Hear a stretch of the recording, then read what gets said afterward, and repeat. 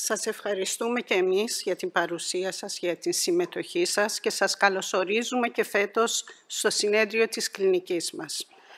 Έχω την τιμή να προλογίσω τον καθηγητή τον κύριο Φρετζάγια και να τον ευχαριστήσω θερμά για την διοργάνωση του συνεδρίου αυτού. Η παιδιατρική στην πράξη αποτελεί συνέχεια μιας πολύτιμης παράδοσης που ξεκίνησε ο καθηγητής κύριος Καρπάθιος, ο επιστημονικός πατέρας και εμπνευστής πολλών από εμάς.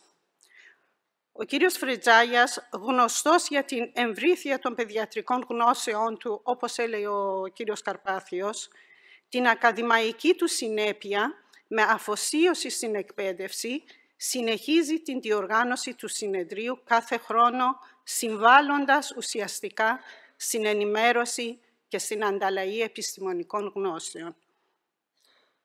Στη σημερινή ομιλία θα μας παρουσιάσει την επιστροφή της ηλαράς, η ανοσιακή αμνησία που προκαλεί και απότερες συνέπειες της νόσου.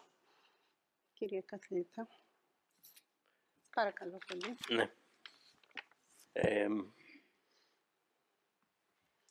Αγαπητοί συνάδελφοι, επανερχόμενος, η αφοσίωσή σας στην κλινική παιδιατρική είναι αυτή που διατηρεί ζωντανή την επαφή με τις μετεκπαιδευτικές επιμορφωτικές εκδηλώσεις συνεχούς επιμόρφωσης που διοργανώνονται από επιστημονικούς φορείς και κλινικές που υπηρετούν τους στόχους της παιδιατρικής στην πράξη.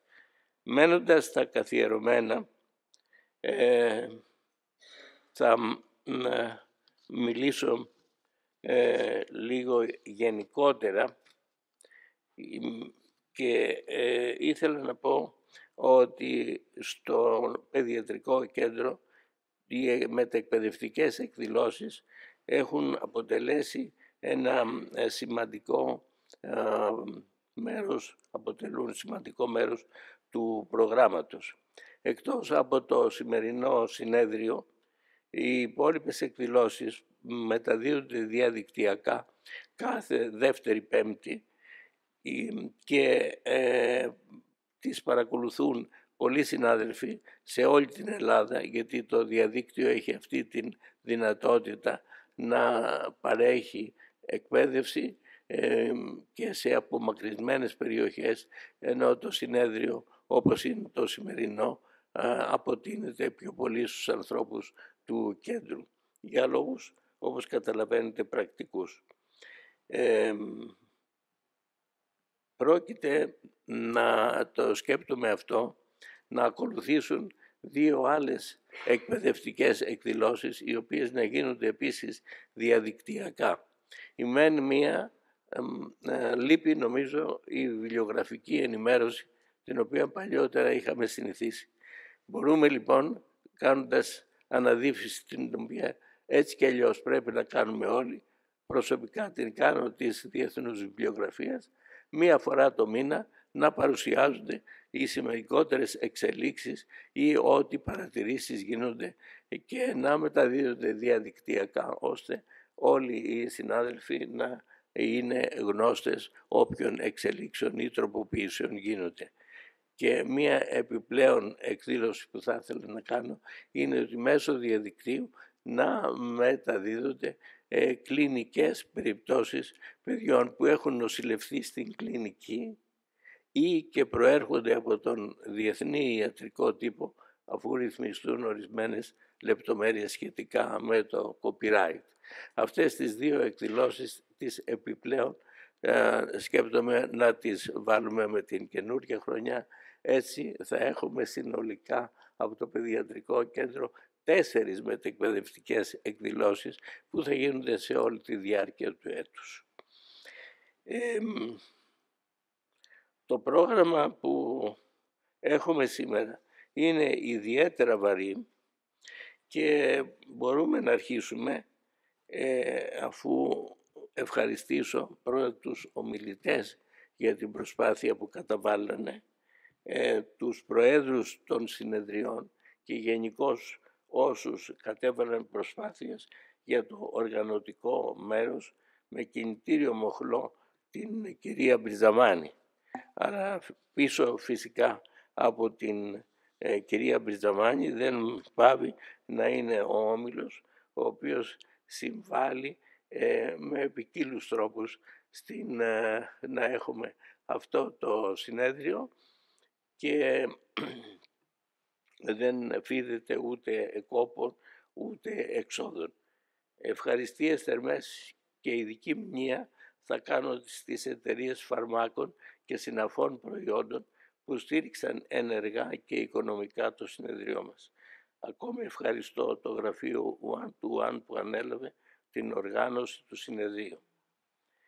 Η πρώτη εισήγηση, αυτή η εισήγηση θα γίνει από μένα που, όπως είπα, αναλαμβάνω το βάρος μιας δύσκολης ώρας που είναι η έναρξη του σεμιναρίου, ευελπιστώντας πάλι, όπως είπα, ότι οι επόμενοι ομιλητές θα έχουν ένα πολυπληθέστερο ακροατήριο.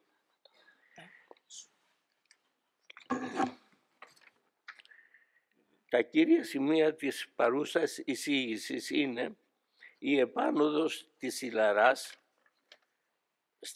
στο προσκήνιο μιας νόσου που είχε εν πολλοίς ξεχαστεί.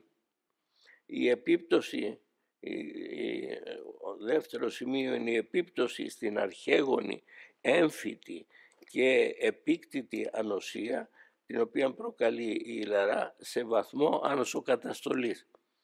Και ένα τρίτο σημείο, οι συνέπειες της νόσου ενδολιμώδης και μεταλιμώδης.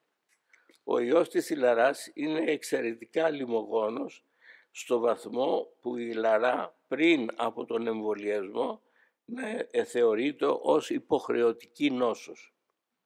Διάφοροι λόγοι που θα σχολιαστούν στη συνέχεια οδήγησαν στην επάνωδο της Ιλαράς με πλέον εμφανή την επάνωδό της μετά τα χρόνια της πανδημίας του COVID. Η νέα αυτή πραγματικότητα πρέπει να μας βρει έτοιμους και, όπως έλεγε ο μεγάλος ερευνητής Λουί Παστέρ, η τύχη ευνοεί όσους έχουν προετοιμασμένο ένα δεκτικό μυαλό, με την έννοια ότι να είναι ανοιχτή σε οποιαδήποτε εξέλιξη. Υπ' αυτή την έννοια πρέπει όλοι μας να είμαστε έτοιμοι, στηριγμένοι στη γνώση, βασική γνώση και πρόσφατη. Εδώ θα δώσω λίγο το ιστορικό μέρος, πώς εξελίχθηκε η όλη ιστορία στην Ιλαρά. Το 1954 ανακαλύφθηκε ο ιός της Ιλαράς και με πρώτο στέλεχος, όπως ονομάστηκε το στέλεχος Έντμονσον, που δεν είναι τίποτα άλλο από το πρώτο παιδί στο οποίο, από δείγμα βιολογικό του οποίου απομονώθηκε με ηλεκτρονικό μικροσκόπιο ο ιός. Στη συνέχεια πέρασαν χρόνια και το 1964 έγινε με βάση το στέλεχος αυτό το πρώτο μονοδύναμο εμβόλιο, για να φτάσουμε στο 1971 όπου κατασκευάστηκε το εμβόλιο MMR, όπως το ξέρουμε σήμερα, για Ιλαρά, Ερυθρά και Παροτίτιδα με το στέλεχος Μοράτεν. Πέρασαν χρόνια, η νόσος άρχισε να ελαττώνεται σημαντικά και παρατηρήθηκε πριν το 2000 ότι υπήρχαν μερικές εξάρσεις της νόσου και γι' αυτό αποφασίστηκε να δοθεί δεύτερη δόση το 2000. Και μάλιστα η επιτυχία ήταν τόσο μεγάλη ώστε το 2000 οι Ηνωμένες Πολιτείες να κηρυχθούν ότι ήταν ελεύθερες Ιλαράς και υπήρχαν μόνο μερικές μεμονωμένες περιπτώσεις οι οποίες ουσιαστικά ήταν εισαγόμενες. Οι πρόοδοι συνεχίστηκαν στη συνέχεια και το 2010 έγινε η ανακάλυψη ορισμένων πεπτιδίων, όπως είναι αυτά που χαρακτηρίζονται SLAM και νεκτίν, και τα οποία δεν είναι τίποτα άλλο παρά είναι η υποδοχής του ιού. Και κατά την δεκαετία, οχταετία περίπου 2012-2019 συνειδητοποιήθηκε ότι η λαρά προκαλεί στην πραγματικότητα μία ανοσιακή αμνησία. Εξού και ο τίτλος της ομιλίας. Στο διάγραμμα που ακολούθει, που βλέπετε, μπορείτε να παρατηρήσετε ότι τα τελευταία χρόνια η νόσος άρχισε και πάλι να αυξάνει σε επίπτωση στην κοινότητα. Θα το δούμε αυτό και στην συνέχεια. Η λαρά λοιπόν ως νόσος οφείλεται σε έναν μονόκλονο RNA ιό που ανήκει στην οικογένεια των παραμυξοϊών. Μεταδίδεται με αερόλυμα και ο ιός είναι βιώσιμος στον αέρα για 2 τουλάχιστον ώρες.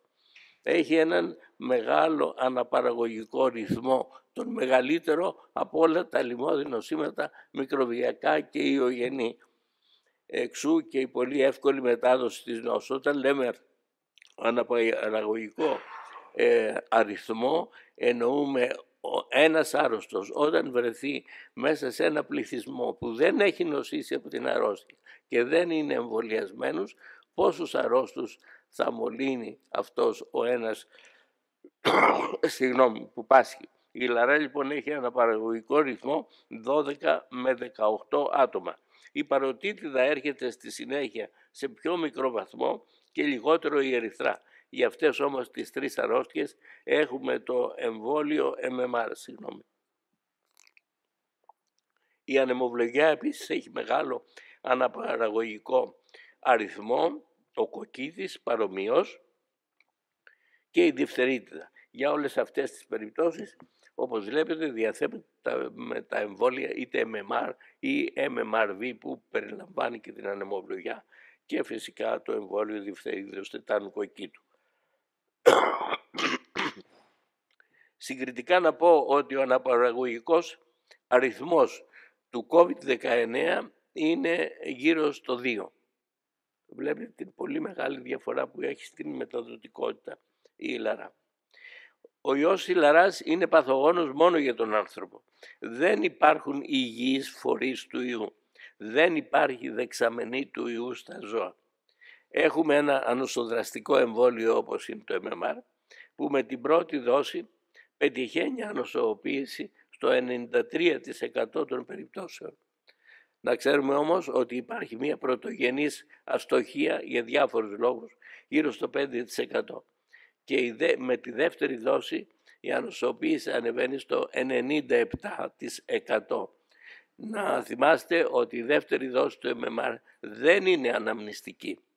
Είναι απλώς για να καλύψει ένα μέρος του της πρωτογενούς αστοχίας του εμβολίου. Και να ξέρουμε ότι όταν στο γενικό πληθυσμό έχουμε εμβολιαστική κάλυψη που υπερβαίνει το 95%, τότε μπορεί να αποφευθεί επιδημία. Είναι κριτικό αυτό το νούμερο και οι Ηνωμένες Πολιτείες όντως μετά τη δεύτερη δόση έφτασαν αυτό και υπερέβησαν αυτό το νούμερο και γι' αυτό η λαρά εξαφανίστηκε από τις Ηνωμένες Πολιτείες. Το 2019-20 ήδη η Αμερική είχε εμβολιαστική κάλυψη 95,2% πάνω από τον κριτικό αριθμό 95%. Και ενώ τα χρόνια 24-25, αφού είχε μεσολαβήσει ο COVID, η εμβολιαστική κάλυψη έπεσε στο 92%. Να ξέρουμε, βλέπετε δίπλα και το αντίστοιχο άρθρο στο JAM, ότι όταν η εμβολιαστική κάλυψη ελαττώνεται κατά 5% θα προσθεθούν 5.000 περιπτώσεις ανά έτος και όταν πέφτει κάτω του 10% και όχι 1 που λέει 500.000 περιπτώσεις θα έχουμε ανά έτος. Από μελέτες στην Αμερική πάντως το 33% των γονέων εξακολουθούν και πιστεύουν ότι το εμβόλιο MMR προκαλεί αυτισμό. Και αυτό είναι ένα μεγάλο εμπόδιο και είναι και ένας από τους λόγους που η Λαρά επανήλθε, λόγω του φόβου αυτού και της άρνησης του εμβολιασμού. Τι γίνεται όμως στην Ευρώπη τα τελευταία χρόνια? Βλέπουμε ότι συνολικά στην Ευρώπη τη δεύτερη δόση του εμβολίου, η οποία καλύπτει ένα σημαντικό μέρος της πρωτογενούς αστοχίας, είναι 87,8%. Είναι τα τελευταία στοιχεία από το ECDC. Δηλαδή η Ευρώπη απέχει πολύ από το 95% που θεωρείται ότι είναι απαραίτητο. Γι' αυτό και τα τελευταία χρόνια, όπως θα δούμε και στη συνέχεια, η Λαρά επανήλθε όχι μόνο στην Αμερική αλλά και στην Ευρώπη. Η χώρα μας δυστυχώς είναι πιο χαμηλά ακόμη, 71%. Και η Κύπρος όμως θα έχει πάει πάρα πολύ καλά και έχει ένα νούμερο 97% κάλυψη με την δεύτερη δόση. Και η Ρουμανία, την οποία είχατε ακούσει από πέρυσι, έχει ένα πολύ το χαμηλότερο αριθμό στην Ευρωπαϊκή Ένωση, 62%, με αποτέλεσμα σε αυτή την έξαρση που έκανε τα τελευταία χρόνια η Λαρά να πληρώσει και το βαρύτερο τίμημα. Αυτός είναι ένας χάρτης έτσι χρωματικός που μας δίνει το ECDC και ενημερωμένος μέχρι τον Αύγουστο του 2025, όπου βλέπετε εκεί τους διάφορους χρωματισμούς, στους οποίους περιλαμβάνεται και η χώρα μας, η οποία έχει έναν μικρό αριθμό κρουσμάτων η Λαράς. Ένας χάρτης του 2025 τον Αύγουστο, που σαφώς δείχνει ότι έχει περιοριστεί η Λαρά στην Ευρώπη, έχει μείνει στην κεντρική Ευρώπη και σε ορισμένες χώρες της Ευρώπης δεν έχουμε δυστυχώς στοιχεία παραπάνω. Σε αυτήν τη διαφάνεια μπορούμε να δούμε τον αριθμό περιπτώσεων η Λαράς ανά έτος από το 2013 έως το 2025. Βλέπετε ότι ενδιάμεσα υπάρχει ένα κενό, δεν ξέρω ποιος είναι ο pointer εδώ, δεν μπορώ να το δείξω, που εκεί είναι τα χρόνια που είχαμε την πανδημία του COVID.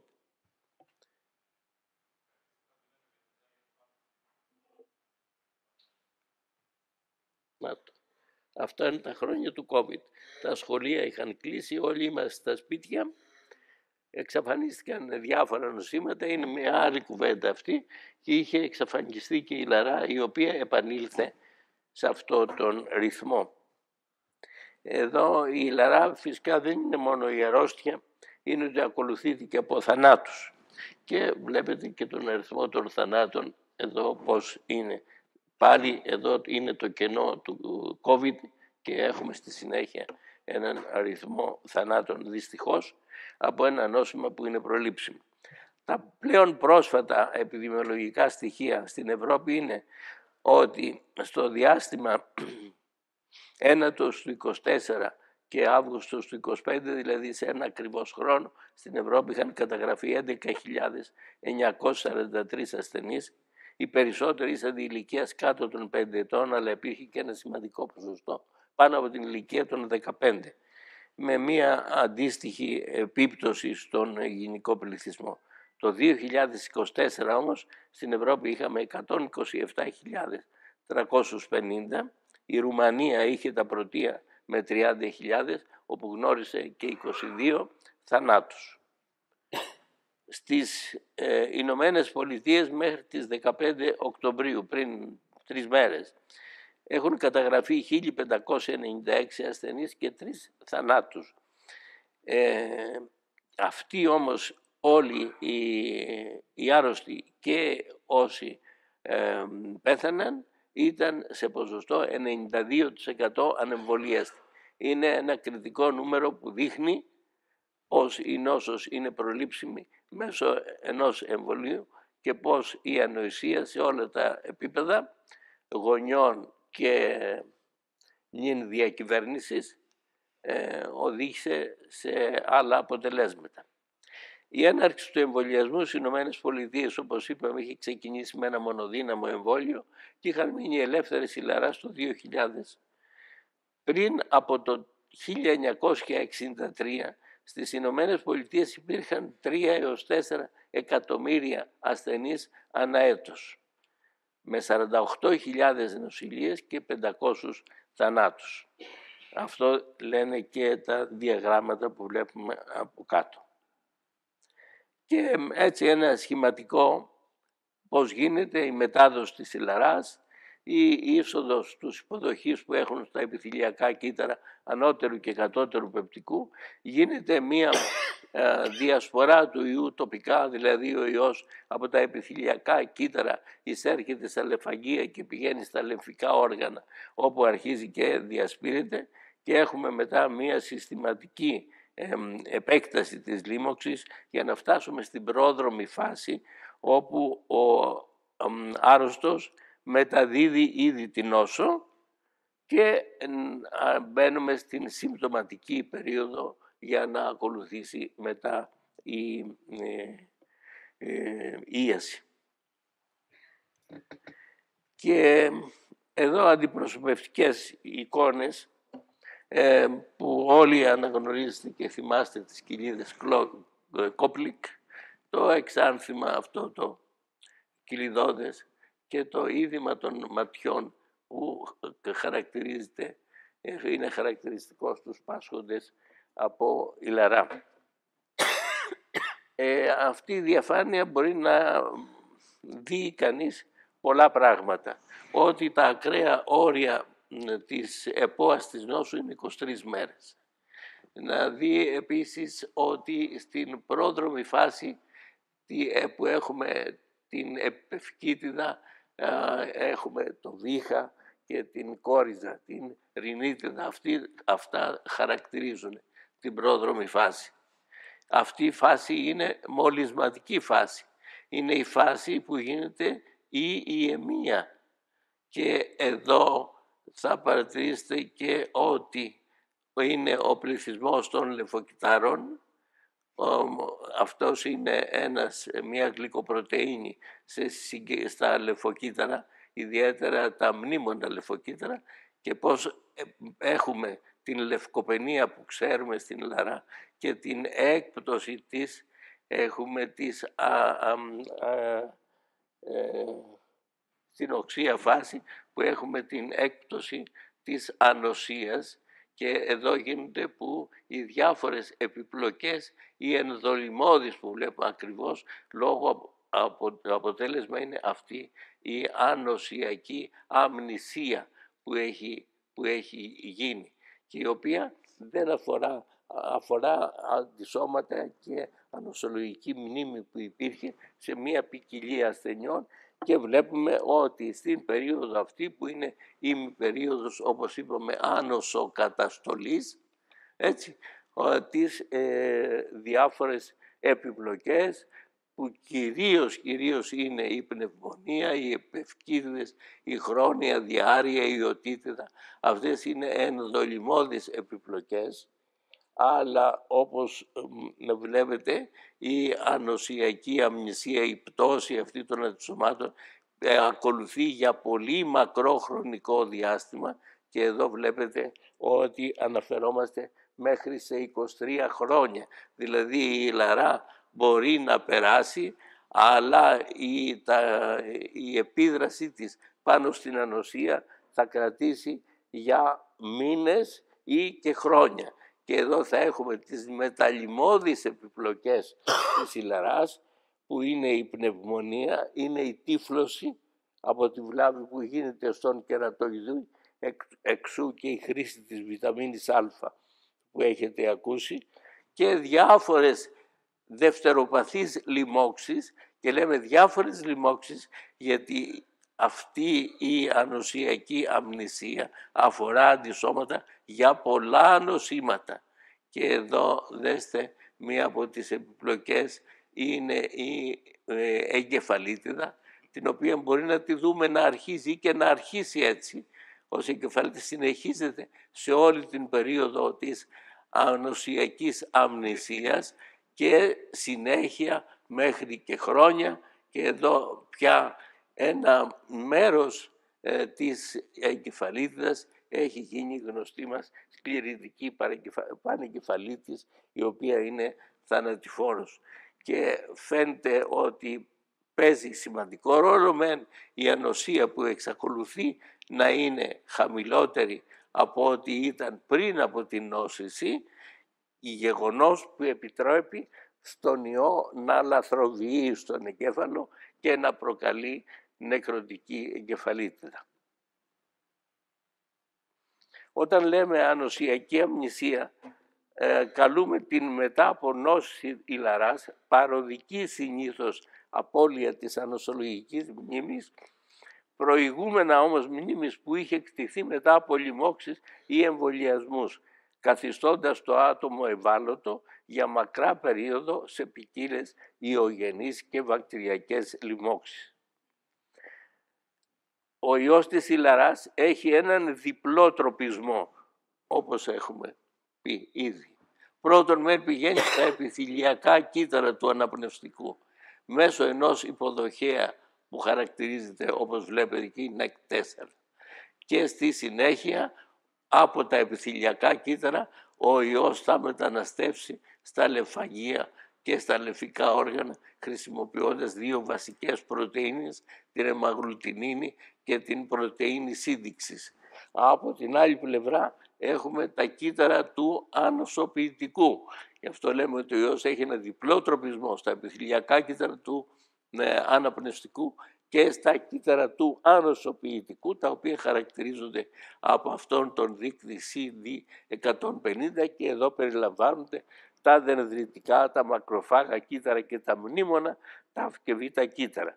Με αποτέλεσμα τελικό να έχουμε άνοσοκαταστολή ταφ και β κυτάρων, με αποτέλεσμα η ανοσοκαταστολή αυτή να είναι μακράς διάρκειας και στο τέλος να γίνεται ό,τι είπαμε και χαρακτηρίζεται ως ανοσιακή αμνησία, που θα μας ακολουθεί μετά για καιρό και χρόνια. Εδώ σε αυτό το διάγραμμα βλέπετε παραστατικά τη φάση της ιαιμίας και τη φάση του εξαρθήματος, και ακριβώς εδώ πέρα έχουμε την αρχαίγονη ανοσία, την ναΐβ, η οποία δεν φαίνεται να επηρεάζεται ιδιαίτερα, αλλά μετά έχουμε την ανοσολογική μνήμη και έχουμε και την πτώση, την οποία θα γίνει εδώ λεμφοπενία, άνοσοκαταστολή, είμαστε στις εβδομάδες 1, 2, 3, μετά θα βελτιωθεί μεν η ανοσία, αλλά θα κάνει πάρα πολύ καιρό να επανέλθει. Και αυτό ακριβώς μπορούμε να το δούμε και εδώ, ότι ο ιός έχει μία κατασταλτική δράση από τη μία πλευρά, και αυτό σημαίνει και την ανοσολογική απάντηση που έχουμε. Στο πρώτο διάγραμμα θα δούμε μεν τα λεμφοκύτταρα με τη γνωστή λεμφοπενία, η οποία εδώ είναι η εξαρτηματική φάση. Μετά θα αρχίσει να ανεβαίνει ο αριθμός των λεμφοκυττάρων, αλλά η ανοσιακή μνήμη θα εξακολουθεί να είναι χαμηλή. Και εδώ επίσης δεν επηρεάζονται και τα αντισώματα για άλλα νοσήματα, για η ανοσία των οποίων έχει κτηθεί μέσα από νόσηση ή από εμβολιασμό, με αποτέλεσμα να έχουμε και μια ευπάθεια σε διάφορες λοιμώξεις, η οποία θα ελαττώνεται μεν με την πρόοδο του καιρού, αλλά θα συνεχίζεται επί μακρόν. Εδώ τώρα από την άλλη πλευρά, στην αρχή έχουμε μια αύξηση της ιντερφερόνης και της ιντερλευκίνης 17, που έχουν δράσει κατά του ιού του ίδιου, και τα ταφ κύτταρα, τα οποία θα αρχίζουν να φτιάχνουν προστατευτικά αντισώματα για να μην ξανανοσήσουμε από ηλαρά. Και γίνεται αυτό το παράξενο, το οποίο δεν έχει εξηγηθεί πολύ καλά. Πώς δηλαδή από τη μία πλευρά γίνεται ανοσοκαταστολή και ο άρρωστης είναι ευαίσθητος σε λοιμώξεις, και από την άλλη πλευρά το ανοσοποιητικό μας φτιάχνει αντισώματα για μελλοντική προστασία από την ηλαρά. Η ανοσιακή αμνησία είχε γίνει ήδη αντιληπτή από το 1908, όταν είχε παρατηρηθεί, και το ξέρουμε αυτό, ότι αρνητικοποιεί την αντίδραση μαντού. Υπενθυμίζω και όταν συνηθιζόταν πριν από χρόνια, όταν ήταν να κάνουμε MMR, να κάνουμε και μία δερμοαντίδραση μαντού ταυτόχρονα, γιατί η μαντού θα ήταν αναξιόπιστη για τους επόμενους μήνες. Αυτό δεν ακολουθείται πλέον. Αλλά ουσιαστικά από το 1908 είχαν καταλάβει ότι κάτι γίνεται με την ηλαρά και την ανοσία.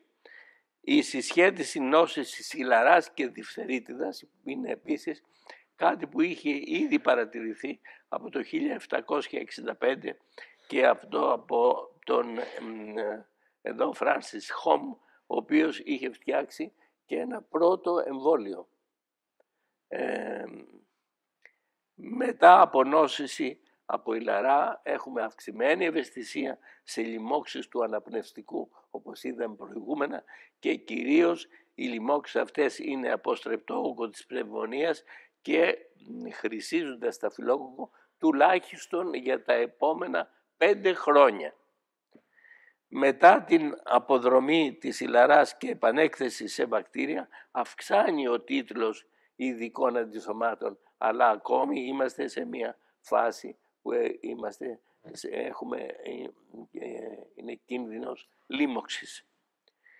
Η μετανόσηση ηλαρά, αποκατάσταση των επιπέδων των ειδικών αντισωμάτων, όπως είπαμε παρελειμμένα, απαιτεί μήνες ή και χρόνια. Και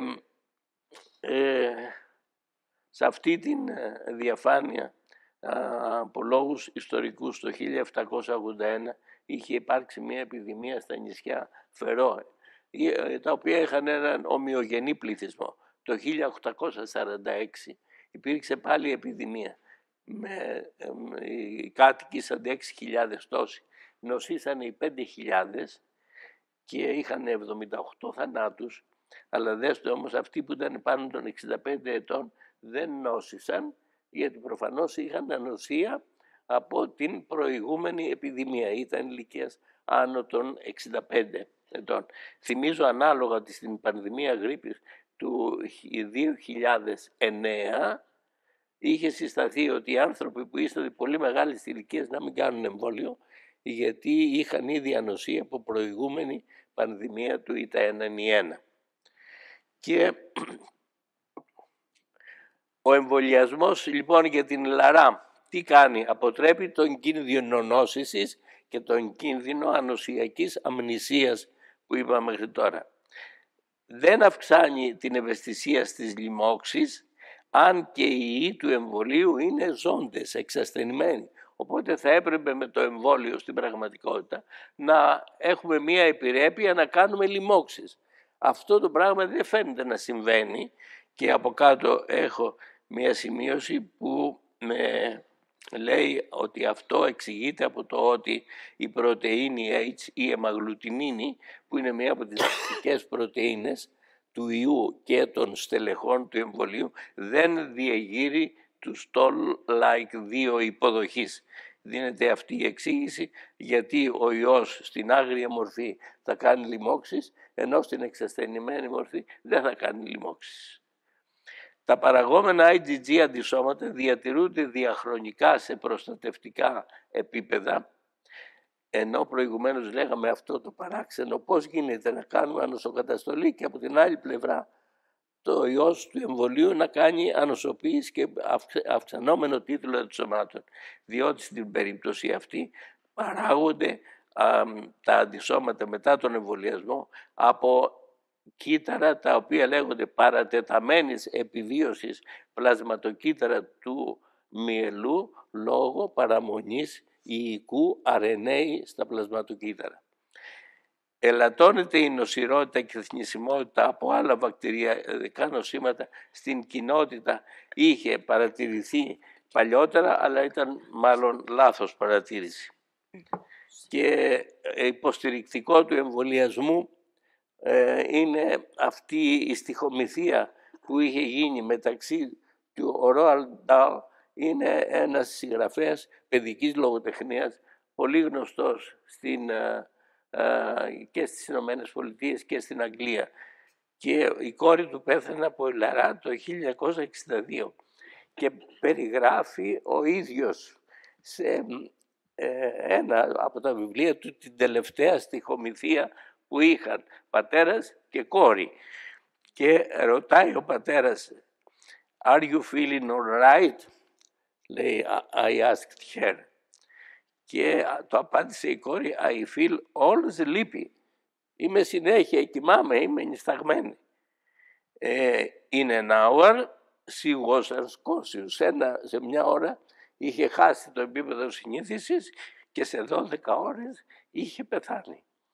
Αυτό περιγράφει ο ίδιος και για την κόρη του και νομίζω ότι είναι το πιο υποστηρικτικό για ένα θαυμάσιο εμβόλιο το οποίο έχουμε και το οποίο δεν τα πηγαίνει καλά και στη χώρα μας ακόμη, και ο κίνδυνος πάντα της ηλαράς επικρέμαται αφού είναι και στη γειτονιά μας στην Ευρώπη.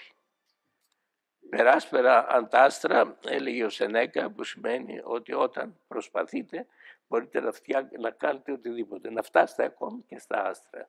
Ευχαριστώ πολύ.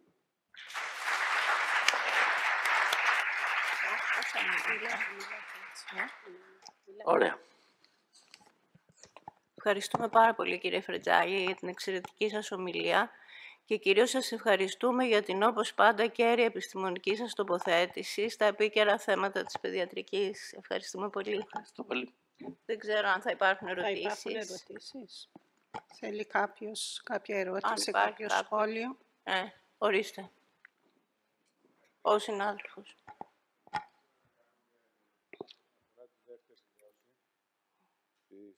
Δεν σας ακούω δυστυχώς. Ήθελα να κάνω μια ερώτηση όσον αφορά τη δεύτερη δόση του εμβολίου της ηλαράς. Κατά τη γνώμη σας, πότε είναι καλύτερα να γίνεται? Σε πόσο διάστημα από την πρώτη? Γιατί εδώ υπάρχει μια σύγχυση. Αυτό, κοιτάξτε, στο εθνικό πρόγραμμα και γενικώς στα προγράμματα τοποθετείται μια ημερομηνία που μπορεί να βλέπετε 3, 4, 4, 5, 5, 6 ή οτιδήποτε, η οποία γίνεται για λόγους, φαντάζομαι, καθαρά τεχνικούς. Το πιο σωστό είναι ότι ο εμβολιασμός θα αρχίζει στον πρώτο χρόνο της ζωής. Υπάρχουν πάρα πολλά δεδομένα που λένε ότι και να εμβολιάσουμε νωρίτερα, μέχρι και τον 6ο μήνα και ακόμη σε μικρότερη ηλικία, θα έχουμε πολύ καλή αντισωματική απάντηση. Για λόγους όμως που σχετίζονται με την ποιότητα της ανοσίας που μας θα παράξει το εμβόλιο, θεωρείται ότι αν ο εμβολιασμός γίνει πριν την ηλικία των 12 μηνών θα χρειαστεί μία πρόσθετη δόση. Δεν θα μετρήσουμε δηλαδή αυτή τη δόση. Σε κάθε περίπτωση, είτε εμβολιάσουμε 12 μηνών, είτε 15 μηνών, το πιο ασφαλές, επειδή έχουμε την πρωτογενή αστοχία που είναι 5% και είναι ένα σημαντικό νούμερο, η δεύτερη δόση του εμβολίου μπορεί να δοθεί μετά από 3 ή και 1 μήνα. Όπως ξέρουμε ότι γίνεται εμβολιασμός στα εμβόλια που έχουν ζώντες ιούς. Άρα η απάντηση είναι αυτή, εμβολιάζουμε και σε 3 μήνες ή ακόμη και σε 1 μήνα, εξαρτάται από το τι πίεση υπάρχει. Αν πρόκειται, ας πούμε, να φύγει ένα παιδί και να βρεθεί σε μια χώρα που δεν ξέρετε αν θα εμβολιαστεί, στον 1 μήνα θα κάνετε τη δεύτερη δόση του εμβολίου. Στη συνέχεια της ερώτησής μου αυτής είναι, βάζοντας πολύ κοντά τις 2 πρώτες δόσεις, υπάρχει ενδεχόμενο η ανοσία με τα χρόνια να μειώνεται και να χρειαστεί αναμνηστική δόση? Όχι. Η ανοσία θα μείνει όσοι είναι εκεί για όλη την υπόλοιπα χρόνια της ζωής. Ευχαριστώ πολύ. Ναι, ο κύριος Χατζής, παρακαλώ.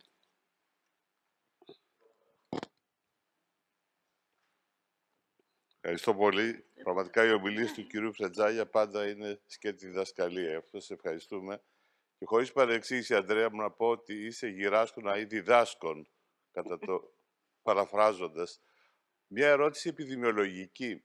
Τα ποσοστά των εμβολιασμένων είναι επί του συνολικού πληθυσμού ή των γεννημένων μετά το 1970? Ευχαριστώ. Οπωσδήποτε πριν από το 1970 δεν είχαμε εμβόλιο. Οπότε ό,τι νούμερα έχουμε και σχετικά με τη δεύτερη δόση, φανταστείτε ότι η δεύτερη δόση μπήκε κοντά στο 2000. Οπότε μιλάμε για πληθυσμό που ουσιαστικά είναι από το 2000 και μετά που μπήκε η δεύτερη δόση του εμβολίου. Ο κύριος Ανδρέου. Κύριε Φρετζάκη, πραγματικά πάντα μας εκπλήσετε και δεν θα πω και κάτι καινούριο, αυτό είναι παλιό. Θέλω να κάνω μια ερώτηση στον εαυτό μου και σε εσάς. Η ανοσιακή αμνησία, ξέροντας ότι στη φύση η δράση ίσον αντίδραση. Άρα αυτή η αμνησία μήπως επηρεάζει και κάτι άλλο? Τι θέλω να πω? Αυτή την ομιλία την έχει κάνει η κυρία Τσολιά με την αμνησία πριν από 5-10 χρόνια και έχετε λίγο πολύ τις ίδιες διαφάνειες. Ρωτάω τον εαυτό μου, μήπως όλες αυτές οι λοιμώξεις που περνάμε, οι ογενείς, ναι μεν μας κάνουν κάποια βλάβη, μήπως όμως μας δημιουργούν και κάποιες προστασίες? Η ερώτηση τίθεται στο εξής, ότι ξέρουμε πάρα πολύ ότι έχουν ενοχοποιήσει αυτισμούς, αυτοάνωσα νοσήματα με τα εμβόλια, το οποίο δεν τα πιστεύουμε. Εγώ το θέτω διαφορετικά. Μήπως η έλλειψη των νοσημάτων αυτών από τον γενικό πληθυσμό δημιουργεί ένα κενό ανοσολογικό άλλο για την εμφάνισή τους? Κοιτάξτε, έχει κανείς να πληρώσει ένα πρώτο νόμισμα ότι την εμφάνιση της ίδιας της νόσου με ό,τι συνέπειες έχει. Λοιπόν, οπότε οφείλει να αντιμετωπίσει αυτό το ενδεχόμενο. Για να αναφέρω και λίγο παραπέρα, ακόμη και ο νυν υπουργός, τον είπα, ο Κέννεντι, οι δηλώσεις που έκανε προχθές, επειδή ακριβώς η Λαρά ανεβαίνει στην Αμερική και ιδιαίτερα στο Τέξας και το Οχάιο, ήταν εμβολιαστείτε. Αυτός που ήταν κατά των εμβολίων. Άρα η ερώτηση μπορεί σε ένα βαθμό να ανάγεται σε φιλοσοφικό επίπεδο. Τι γίνεται με την ισορροπία στην φύση. Αλλά από την άλλη πλευρά έχουμε να αντιμετωπίσουμε τον ίδιο τον εχθρό. Και μέχρι ότου με άλλους τρόπους μπορέσουμε να τον αντιμετωπίσουμε, θα πρέπει να έχουμε σε χρήση αυτούς τους τρόπους. Ευχαριστώ πάρα πολύ. Να ρωτήσω κι εγώ, κύριε καθηγητά, αυτή η ανοσιακή αμνησία σε εργαστηριακό επίπεδο μπορούμε να το δούμε? Έχουμε ένα παιδί που έχει πάθει εγκεφαλίτιδα αγνώστους αιτιολογίας. Αν πάρουμε τα αντισώματα έναντι σιλαράς, ας πούμε, το IgG θα είναι στα επίπεδα τα προστατευτικά ή άλλες οι ανοσοσφαιρίνες επηρεάζονται? Όχι σε αυτό το επίπεδο, δεν θα δούμε κάτι. Όταν οι μελέτες όμως περιλάβουν ταφ και β μνήμονα κύτταρα, εκεί θα δούμε τέτοιες διαφορές. Και στις περιπτώσεις αυτές έχει γίνει αντισωματική απάντηση, αλλά ο ιός είναι viable, είναι βιώσιμος. Και γι' αυτό σε ορισμένους αρρώστους είναι που θα εξελιχθεί να κάνει σκληρητική πανεγκεφαλίτιδα, ή σε άλλους αντίστοιχα ο ιός θα κάνει γιγαντοκυταρική πνευμονία, η οποία επίσης είναι θανατηφόρος.